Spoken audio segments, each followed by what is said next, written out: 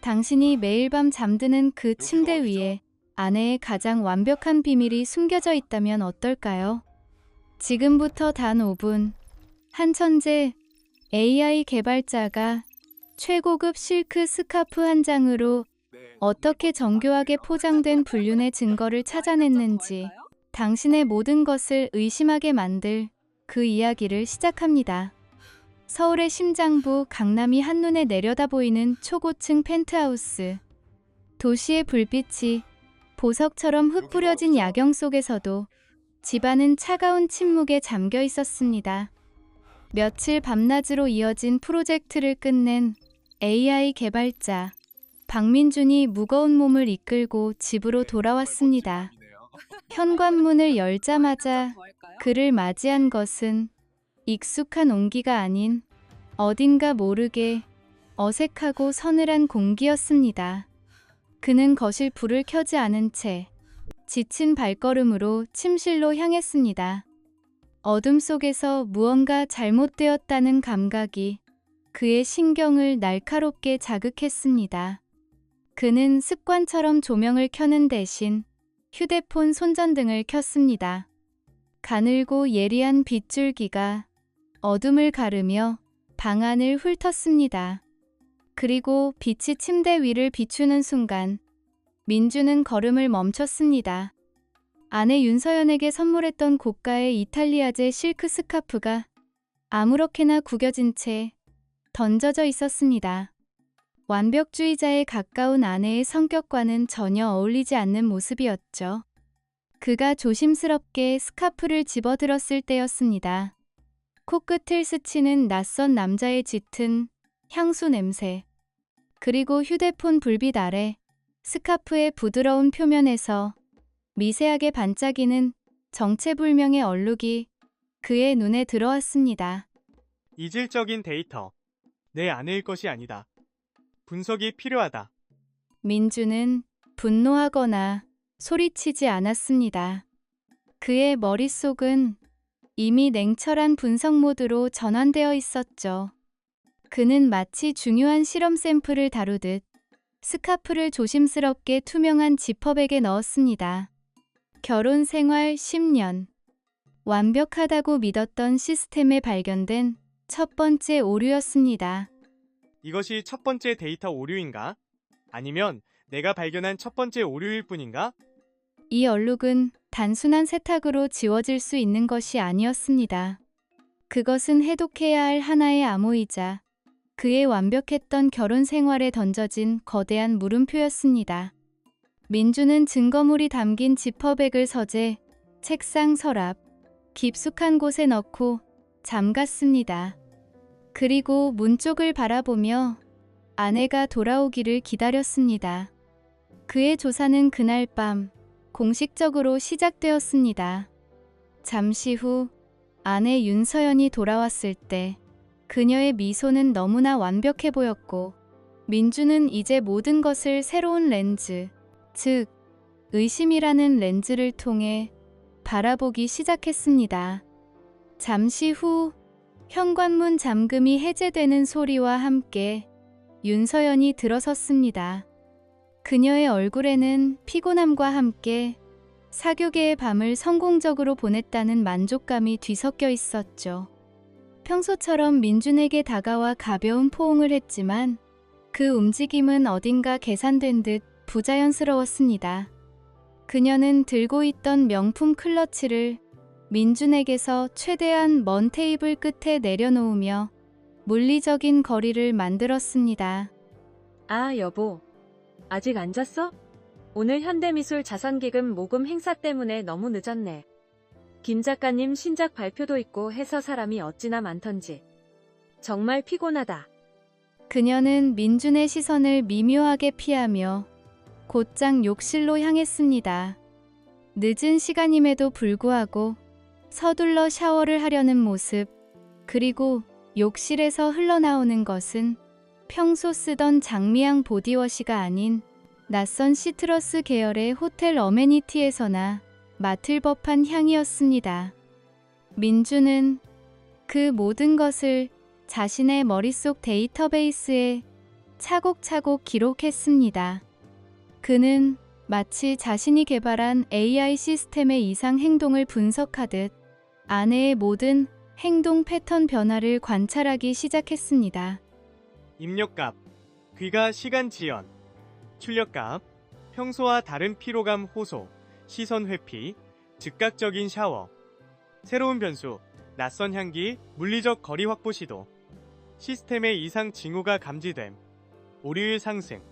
잠시 후 샤워를 마친 서연이 실크 가운 차림으로 나왔습니다. 그녀는 와인셀러에서 화이트 와인을 한 잔 따르며 여유로운 척했지만 미세하게 떨리는 손끝을 감추지는 못했습니다. 민주는 아무렇지 않은 척 태블릿을 보는 시선을 고정한 채 무심하게 물었습니다. 고생했어. 그 스카프, 실크라 관리 까다로울 텐데. 침대 위에 구겨져 있네. 오늘 하고 나갔던 거 아니었어? 그 순간 서연의 얼굴에 찰나의 당혹감이 스쳐 지나갔지만 그녀는 곧 와인잔을 우아하게 들어 올리며 능숙한 미소로 그것을 감췄습니다. 아, 그거? 맞다. 갤러리 라운지에서 김 작가님이랑 작품 얘기하다가 좀 덥길래 잠깐 의자에 걸어뒀는데 깜빡하고 그냥 왔나봐. 어쩐지 목이 허전하더라니. 내일 갤러리 큐레이터한테 전화 한 통만 하면 바로 갖다 줄 거야. 걱정 마. 정신이 없어서 원. 너무나 구체적이어서 오히려 더 어설픈 거짓말이었습니다. 민준이 선물한 그 한정판 스카프를 그녀가 그렇게 아무렇게나 잊어버릴 리 없었습니다. 그날 이후 민준의 집은 조용한 관찰과 의심의 실험실이 되었습니다. 민준은 감정을 배제한 채 데이터 수집에만 몰두했습니다. 며칠간 그는 더 많은 이상 징후들을 발견했습니다. 발코니에 나가서야 속삭이며 받는 의문의 전화들. 민준이 다가가면 황급히 전화를 끊고는 갤러리에서 온 연락이라며 둘러대는 일이 잦아졌습니다. 갑작스럽게 잡히는 파트너사 미팅 때문에 외박을 하는 날도 생겼습니다. 그녀가 미팅을 위해 차려입는 옷들은 비즈니스 웨어라기보다는 화려한 파티 드레스에 가까웠습니다. 그리고 결정적으로 그녀가 업무용이라며 새로 개통한 두 번째 비밀, 휴대폰의 존재를 알게 되었습니다. 변수가 늘어났다. 업무용이라는 레이블이 붙은 새로운 디바이스. 통화 패턴은 불규칙적이고 데이터 사용량은 특정 시간대에 급증한다. 시스템의 이상 징후가 임계치를 넘어서고 있다. 가설을 검증할 추가 데이터가 필요하다. 민주는 아내의 비밀, 휴대폰을 해킹할 필요가 없었습니다. 그는 자신이 설계한 집안의 스마트홈 네트워크 시스템을 분석하는 것만으로도 충분했죠. 그는 자신의 작업실, 여러 대의 모니터가 벽을 채운 그곳에 앉아 몇 줄의 코드로 간단한 스크립트를 작성했습니다. 집안의 모든 디바이스들의 외부 네트워크 접속 기록을 실시간으로 로깅하는 보이지 않는 디지털 그물이었습니다. 패킷의 내용을 들여다보는 불법적인 감청이 아니었습니다. 그저 어떤 기기가 언제 어떤 외부 네트워크에 접속했는지에 대한 메타데이터를 수집하는 것뿐이었죠. 며칠간 수집된 데이터는 그의 모니터 화면을 가득 채웠고 그 결과는 충격적이었습니다. 서연이 자선 행사에 참석했다고 말한 시간, 그녀의 업무용 휴대폰은 공식 행사 장소인 인사동이나 삼청동의 갤러리가 아닌 전혀 다른 곳의 와이파이 신호를 잡고 있었습니다. 로그 파일에는 The Royal, Pen, SUIT, CHEONGDAM, Signal, VIP, Grand, HYATT, Presidential 같은 청담동과 한남동 일대의 최고급 호텔들 네트워크 이름이 선명하게 찍혀 있었습니다. 심지어 어느 날 저녁 8시 15분, 서연은 인사동 갤러리 행사장에서라며 작품 사진을 민준에게 보내왔습니다. 하지만 네트워크 로그에는 정확히 8시 14분에 그녀의 업무용 폰이 15km나 떨어진 청담동 호텔의 와이파이에 연결된 기록이 남아 있었습니다. 그녀가 말한 시간과 휴대폰의 위치 데이터는 명백한 불일치를 보이고 있었습니다. 데이터는 거짓말을 하지 않는다. 그녀의 진술과 위치 데이터 사이의 불일치 확률 99.8%. 오차 범위를 넘어선 명백한 모순이다. 가설은 증명되었다. 그는 아직 아내에게 아무것도 묻지 않았습니다. 감정적인 대응은 불완전한 결과를 낳을 뿐이라는 것을 그는 잘 알고 있었습니다. 그는 더 완벽하고 반박할 수 없는 물리적 증거가 필요했습니다. 디지털 세상의 흔적만으로는 부족했습니다. 이제 그의 조사망은 집안의 네트워크를 넘어 그녀가 움직이는 현실 세계로 확장되어야만 했습니다. 며칠 후 민주는 서연의 차 키를 받아들었습니다. 그는 그녀의 안전을 위한다는 명목으로 기존의 블랙박스를 최첨단 AI 기반 제품으로 교체해 주었습니다. 초소형 렌즈의 4K 화질 녹화는 물론 고감도 음성 녹음과 실시간 GPS 추적까지 가능한 사실상 움직이는 감시 시스템이었죠. 서연은 그저 남편의 자상함에 감동할 뿐이었습니다. 내가 수정한 수만 줄의 버그 코드보다 이 첫 번째 영상 파일이 훨씬 더 고통스러웠다. 며칠 뒤 민주는 자신의 작업실을 암흑으로 만든 채 오직 모니터에서 뿜어져 나오는 서늘한 빛에만 의지하고 있었습니다. 화면에는 서연의 차에서 가져온 메모리 카드의 데이터가 펼쳐져 있었습니다. 그는 먼저 GPS 로그부터 확인했습니다. 그녀가 갤러리 미팅이 있다고 말했던 날, 차량의 이동 경로는 강북의 미술관이 아닌 강남의 화려한 6성급 호텔 지하 주차장으로 향하고 있었습니다.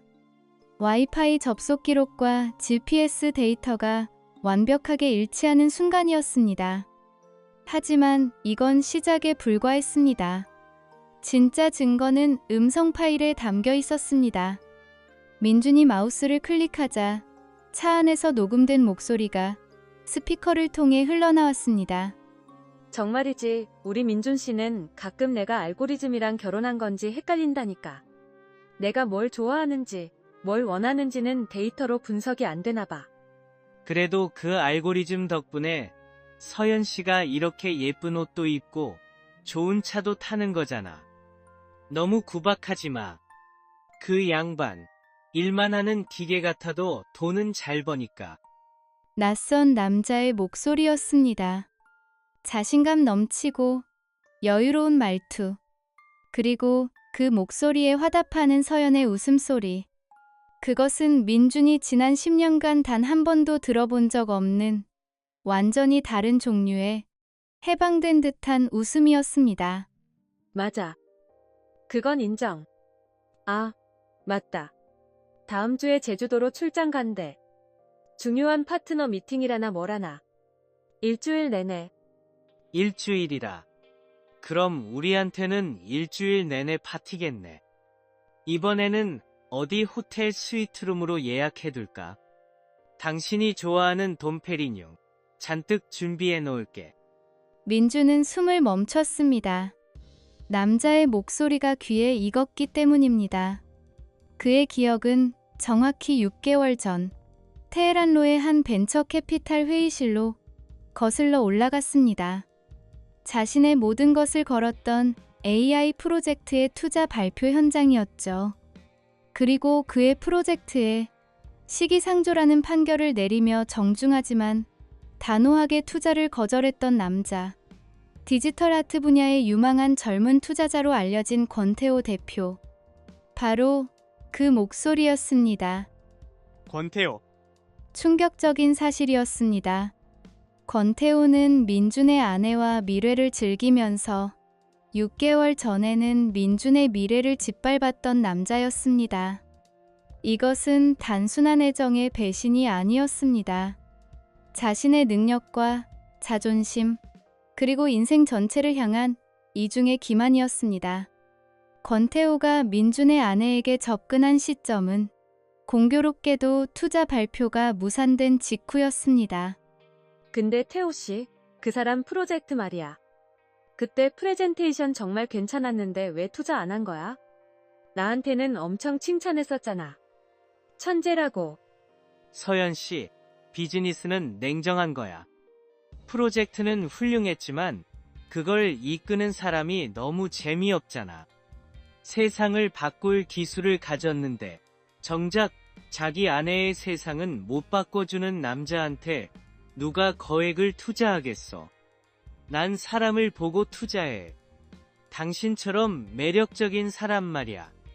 민준의 온몸에서 피가 빠져나가는 듯한 감각이 들었습니다. 분노가 치밀어 올랐지만 이상하게도 그의 머리는 그 어느 때보다 차갑고 명료해졌습니다.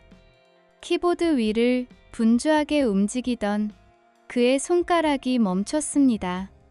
스크린에 떠있는 수많은 데이터와 음성 파일 파형을 바라보는 그의 눈은 더 이상 상처 입은 남편의 눈이 아니었습니다. 그것은 시스템의 치명적인 오류를 발견하고 가장 완벽한 해결책을 설계하려는 개발자의 눈빛이었습니다. 시스템이 외부 악성 코드에 감염되었다. 단순한 패치로는 해결 불가. 시스템 전체의 롤백 및 악성 코드 완전 제거가 필요하다. 타겟 식별 완료. 작전 목표. 타겟 시스템의 완전한 파괴. 민주는 모든 영상과 음성 파일을 여러 개의 암호화된 하드 드라이브에 백업했습니다. 디지털 증거는 완벽하게 수집되었습니다. 하지만 그는 여기서 멈추지 않았습니다. 그는 이 디지털의 진실을 누구도 부정할 수 없는 현실의 증거로 완성시켜야 했습니다. 그리고 그 무대는 바로 아내와의 신뢰가 산산조각난 바로 그곳, 자신들의 집이 되어야만 했습니다. 며칠 뒤 민주는 서연에게 제주도 출장 계획을 알렸습니다. 피곤하고 일에 지친 표정을 연기하는 그의 앞에서 서연은 걱정스러운 표정 뒤로 스쳐 지나가는 미세한 기쁨을 감추지 못했습니다. 나는 내 집을, 우리의 가장 사적인 공간을 완벽한 덫으로 만들었다. 모든 변수는 통제되었고 이제 마지막 데이터를 수집할 시간이다.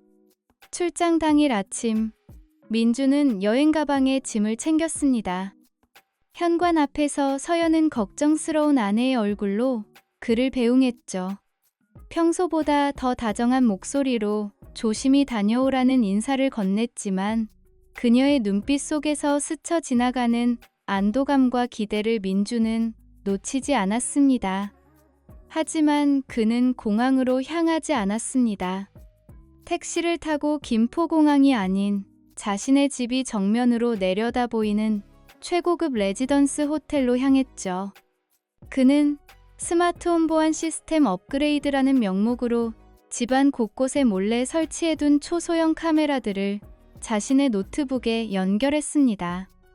거실, 주방, 복도, 여러 개의 분할된 화면이 그의 눈앞에 펼쳐졌습니다.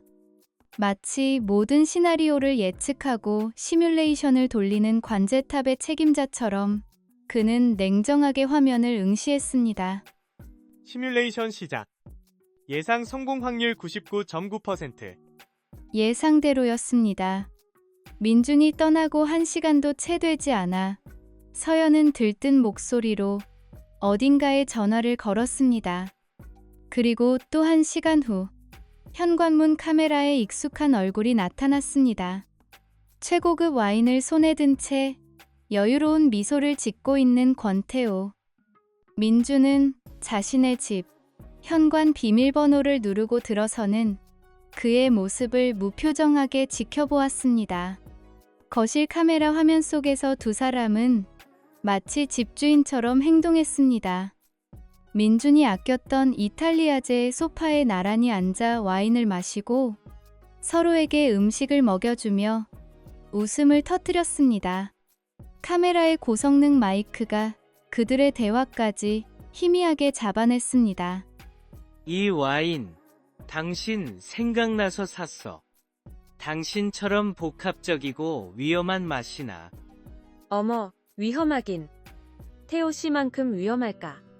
권태호의 손이 서연의 어깨를 감싸고 두 사람의 얼굴이 점점 가까워지는 모든 순간이 고화질 영상으로 민준의 노트북에 기록되고 있었습니다.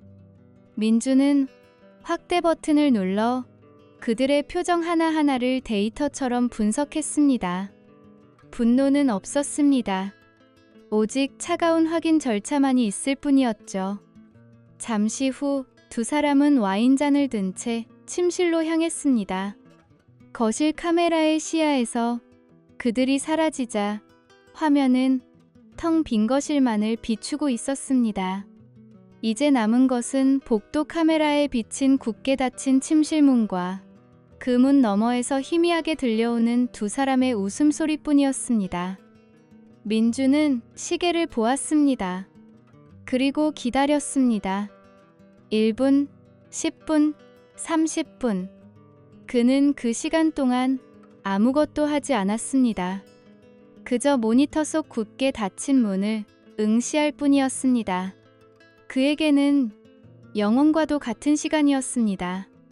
마침내 그는 딸깍 소리를 내며 노트북을 닫고 자리에서 일어났습니다. 그는 호텔을 나와 마치 산책이라도 하듯 천천히 자신의 집을 향해 걸었습니다. 밤 공기는 차가웠지만 그의 머리는 그 어느 때보다 뜨겁게 타오르고 있었습니다. 자신의 집 앞에 선 그는 주머니에서 비상용 키를 꺼냈습니다. 소리가 나지 않도록 아주 천천히 조심스럽게 문을 열었습니다. 집안은 어두웠고 현관에는 권태호의 것으로 보이는 최고급 이탈리아제 구두가 단정하게 놓여 있었습니다. 거실 의자에는 그의 캐시미어 재킷이 민준이 가장 아끼던 디자이너 의자 위에 아무렇게나 던져져 있었죠. 공기 중에는 그들이 마시던 와인 향과 권태호의 짙은 향수 냄새가 뒤섞여 있었습니다. 민준은 복도를 따라 걸었습니다. 침실 문틈으로 새어나오는 소리가 점점 더 선명해졌습니다. 그는 휴대폰을 꺼내 저조도 환경에서도 최상의 화질을 보장하도록 설정을 마친 뒤 녹화 버튼을 눌렀습니다. 붉은색 녹화 표시등이 깜빡였습니다. 그는 문 손잡이를 잡았습니다. 차갑고 단단한 금속의 감촉. 그는 숨을 멈추고 아주 천천히 소리 없이 문을 열었습니다. 렌즈가 먼저 방 안으로 들어갔고 뒤이어 그의 시선이 따라 들어갔습니다. 그는 자신의 눈이 아닌 휴대폰 화면을 통해 그 광경을 보았습니다. 마치 이 모든 것이 현실이 아닌 하나의 기록물인 것처럼 그가 매일 밤 잠들던 바로 그 침대 위에서 믿을 수 없는 광경이 펼쳐지고 있었습니다. 그는 소리치지 않았습니다. 질문하지도 않았습니다. 그저 문가의 그림자처럼 서서 흔들림 없는 손으로 그 모든 순간을 휴대폰 카메라에 담을 뿐이었습니다. 그의 침묵이 방 안의 소음보다 더 크게 울리는 듯 했습니다. 마침내 인기척을 느낀 서연이 고개를 돌렸습니다. 그녀의 얼굴에 떠올랐던 쾌락의 미소는 문가에 서 있는 민준의 실루엣을 확인하는 순간 그대로 얼어붙었습니다. 시간은 멈췄고 방 안의 모든 소리가 사라졌습니다.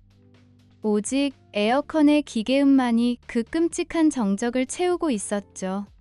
권태호 역시 상황을 파악하고 경악과 당황이 뒤섞인 표정으로 굳어버렸습니다.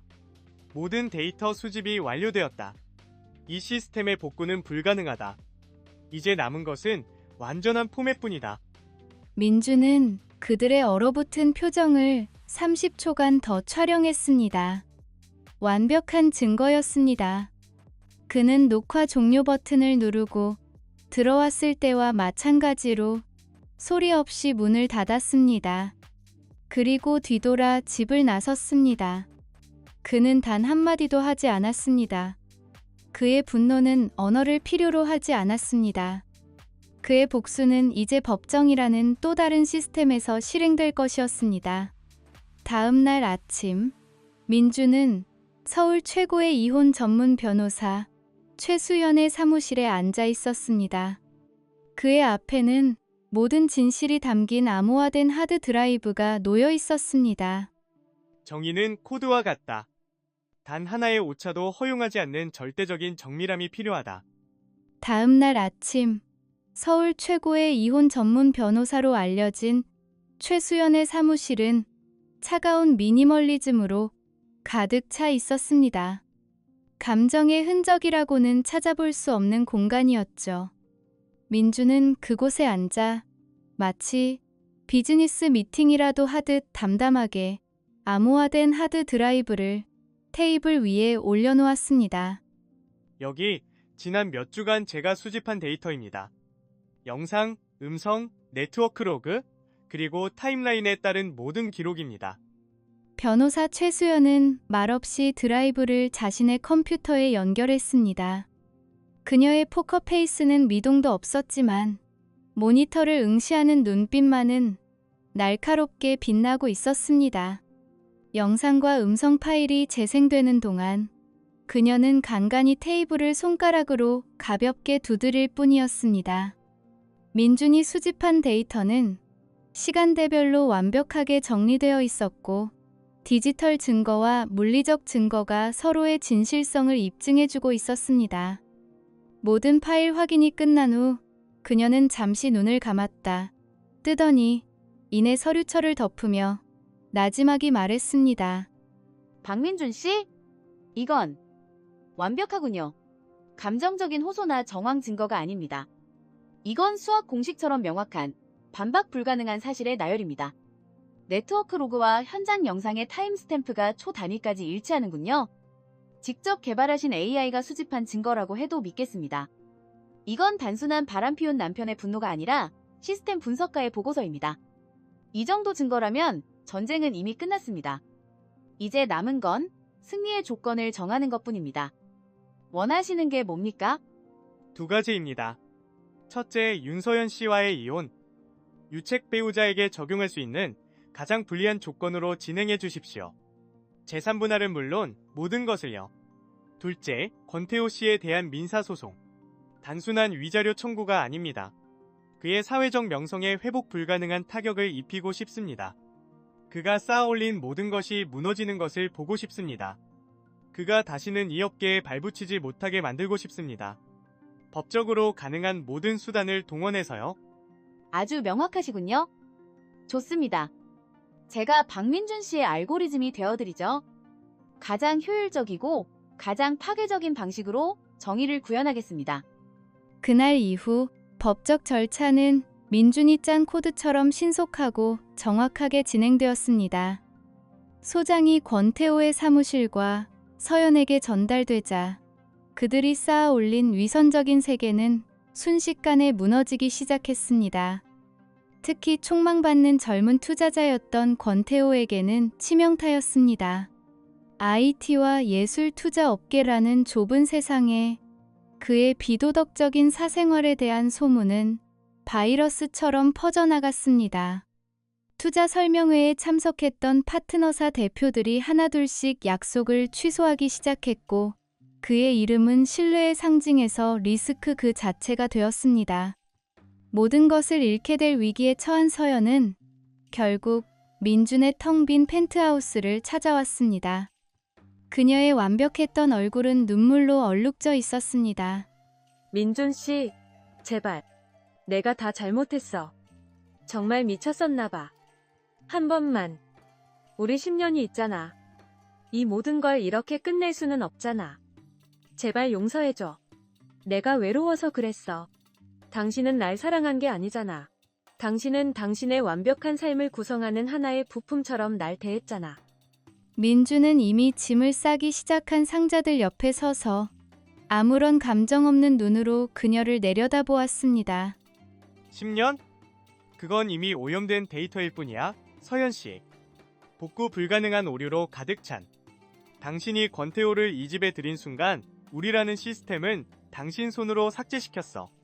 이제 와서 복구를 논하는 건 무의미하지. 부품? 맞아. 내 시스템의 가장 중요한 컴포넌트였지? 그런데 치명적인 백도어를 가진 부품은 제거하는 게 맞아. 보안상의 이유로. 어떻게 그렇게 잔인할 수가 있어? 잔인한 건 내가 아니야. 내 프로젝트 발표 자료를 그에게 넘긴 건 당신이니까. 서연의 얼굴이 하얗게 질렸습니다. 법정에서 최수연 변호사는 이 사건의 본질을 꿰뚫는 결정적인 증거를 제시했습니다. 그것은 바로 6개월 전 민준의 투자 발표의 자료였습니다. 재판정의 모든 시선이 스크린에 집중되었습니다. 존경하는 재판장님, 이 사건은 단순한 불륜 사건이 아닙니다. 피고 권태호는 원고 박민준의 투자 발표에서 얻은 이 비공개 정보를 이용해 원고의 재정 상태, 생활 패턴, 그리고 부부관계의 취약점까지 분석했습니다. 증거자료 3번, 피고가 동료와 나눈 메시지입니다. 박민준은 천재지만 아내에겐 소홀하다. 이게 공략 지점이다. 그는 투자를 미끼로 접근해 한 가정을 파괴하고 사업 아이디어까지 탈취하려 한 것입니다. 이것은 아내를 유혹하기 위한 비즈니스 정보의 악용이며 명백한 기업 윤리 위반입니다. 재판의 흐름은 완전히 기울었습니다. 판결은 신속했습니다. 법원은 민준의 손을 들어주었습니다. 권태호는 법정 최고 수준의 위자료와 함께 민준의 프로젝트에 대한 접근 금지 명령을 받았습니다. 비도덕적인 사업가라는 낙인이 찍힌 그는 업계에서 완전히 퇴출되었습니다. 서연은 결혼 생활 동안 누렸던 모든 것을 잃고 빈손으로 집을 떠나야 했습니다. 정의의 알고리즘은 정확하게 실행되었고 오류를 일으킨 2개의 변수는 시스템에서 완벽하게 제거되었습니다. 재판이 끝난 후 민준은 텅 빈 펜트하우스로 돌아왔습니다. 그는 도시의 야경을 내려다보며 승리의 기쁨이 아닌 텅 빈 고요함을 느꼈습니다. 시스템에서 버그를 성공적으로 제거했지만 텅 비어버린 하드 드라이브처럼 그의 마음 한 구석도 공허했습니다. 알고리즘은 완벽하게 실행되었다. 입력된 데이터에 따라 정확한 결과값이 출력되었다. 하지만 이 공허함이라는 결과값은 내 계산에 없던 변수였다. 재판이 끝난 후 민준은 텅 빈 펜트하우스로 돌아왔습니다. 그는 도시의 야경을 내려다보며 승리의 기쁨이 아닌 텅 빈 고요함을 느꼈습니다. 시스템에서 버그를 성공적으로 제거했지만 텅 비어버린 하드 드라이브처럼 그의 마음 한 구석도 공허했습니다. 그 공허함은 그가 풀어야 할 마지막 버그였습니다. 몇 달 후 박민준은 그 펜트하우스를 팔고 회사를 떠났습니다. 그리고 판교의 작은 오피스텔에서 자신의 이름을 건 AI 스타트업을 설립했죠. 복수가 아닌 창조를 위한 코드를 다시 짜기 시작한 것입니다. 그의 새로운 AI는 인간의 복잡한 감정 데이터를 분석하고 이해하는 데 초점을 맞추었습니다. 배신감, 상실감, 그리고 그것을 극복하는 과정까지 학습하는 알고리즘이었죠. 그의 회사는 몇 년 후 이 기술을 바탕으로 한 정신건강 케어 솔루션으로 업계의 주목을 받는 유니콘 기업으로 성장했습니다. 그는 여전히 혼자였지만 코드를 통해 타인의 상처를 보듬으며 역설적으로 자신의 상처를 치유했고 이전에는 몰랐던 평온함을 얻었습니다. 윤서연은 서울 사교계에서 완벽하게 자취를 감췄습니다. 친정에 돌아갔다는 소문, 해외로 떠났다는 소문만 무성할 뿐 그녀를 봤다는 사람은 아무도 없었습니다. 권태호는 업계에서 완전히 퇴출된 후 투자 사기 혐의까지 겹치며 끝없는 법적 분쟁에 휘말렸다는 소문이 마지막이었습니다. 그의 이름은 이제 성공 신화가 아닌 업계의 추문으로만 기억될 뿐입니다. 민준은 이사하던 날 증거물이었던 낡은 실크 스카프를 조용히 버렸습니다. 그는 훗날 한 기술 전문지와의 인터뷰에서 자신의 과거를 이렇게 회상했습니다. 사람들은 그 스카프가 제 복수의 시작이었다고 말하더군요. 하지만 저에게 그건 제 인생에 존재했던 가장 치명적인 알고리즘의 오류를 상징하는 물건이었습니다. 완벽하다고 믿었지만 처음부터 잘못된 전제 위에 세워졌던 코드였죠. 그 스카프는 단순한 비단 조각이 아니었습니다. 제 믿음, 제 신념, 제 세상의 축소판이었죠. 그런데 그 안에 치명적인 버그가 숨어 있었습니다. 프로그래밍에서는 버그를 잡는 디버깅을 합니다. 인생도 마찬가지더군요. 하지만 때로는 디버깅만으로는 부족합니다. 시스템의 근간이 잘못되었다면 수백 줄의 코드를 고치는 것보다 처음부터 새로 짜는 것이 더 나은 선택일 수 있습니다. 그래서 저는 제 인생의 소스 코드를 전부 삭제하고 박민준이 버전을 처음부터 다시 썼습니다. 더 단순하지만 더 강하고 더 정직한 코드로요. 저는 제 인생을 디버깅하는 대신 제 시작을 선택했습니다. 박민준 씨의 이야기 어떻게 들으셨나요? 그의 선택은 냉정한 복수였을까요? 아니면 새로운 삶을 위한 최선의 리부팅이었을까요? 만약 여러분의 인생에서 지울 수 없는 버그를 발견한다면 여러분은 그것을 끊임없이 수정하며 기존의 시스템을 유지하시겠습니까? 아니면 모든 것을 포맷하고 처음부터 다시 시작하시겠습니까? 오늘 이야기가 여러분의 마음에 작은 파동을 일으켰다면 구독과 좋아요 버튼으로 저희와 계속 함께 해주세요. 여러분의 경험이나 생각을 댓글로 공유해 주시는 것도 저희에게는 큰 힘이 됩니다.